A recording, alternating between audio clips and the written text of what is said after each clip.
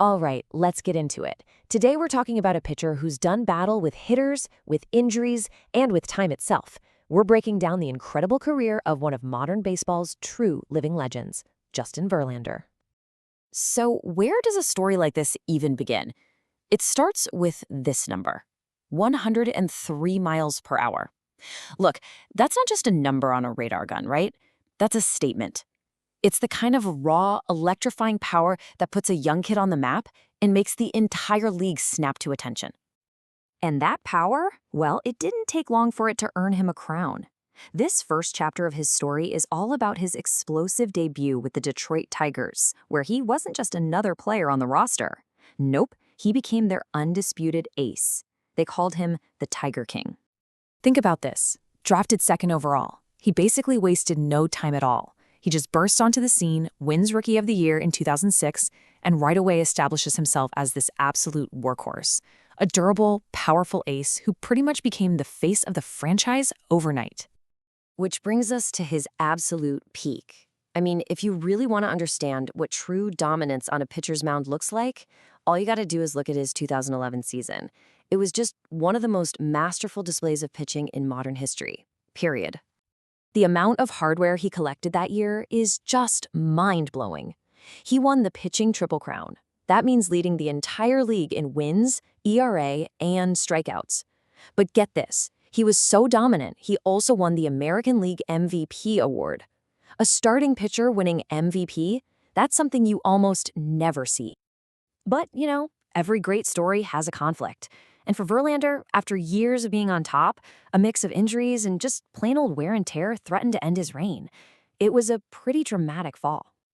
You have to remember, this is a guy who was a total workhorse, throwing over 200 innings, season after season. Eventually, his body started to push back.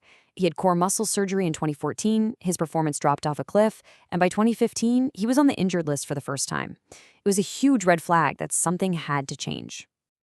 And I mean, just look at the difference here.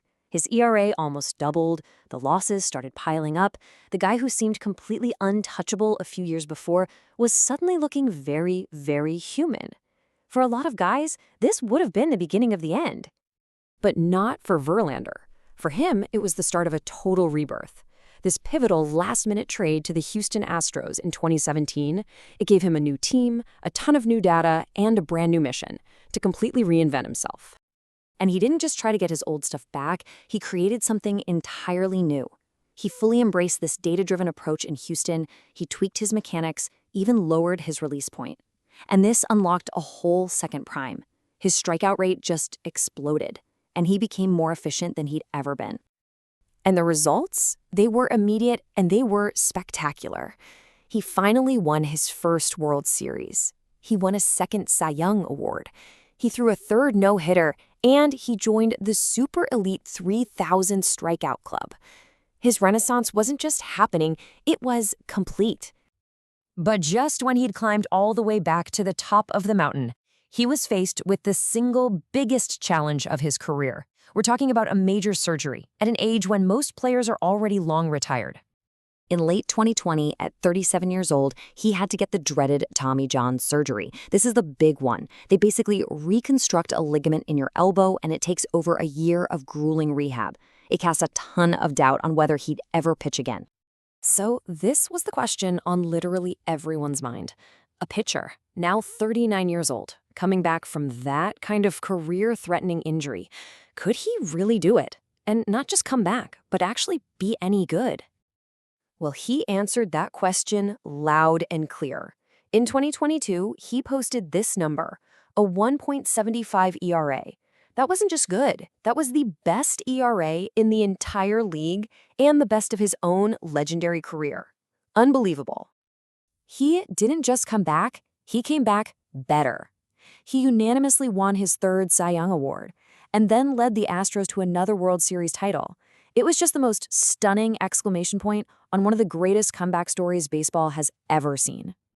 And here's the key takeaway. Even today, well into his 40s, Justin Verlander is still out there, defying all logic and expectations. He is still pitching at an elite level, and every single start just adds another line to his Hall of Fame resume. Which brings us to the ultimate question, doesn't it? For a guy who has reinvented himself over and over again, who has overcome every single obstacle put in his path, what could possibly be next? We'll just have to watch.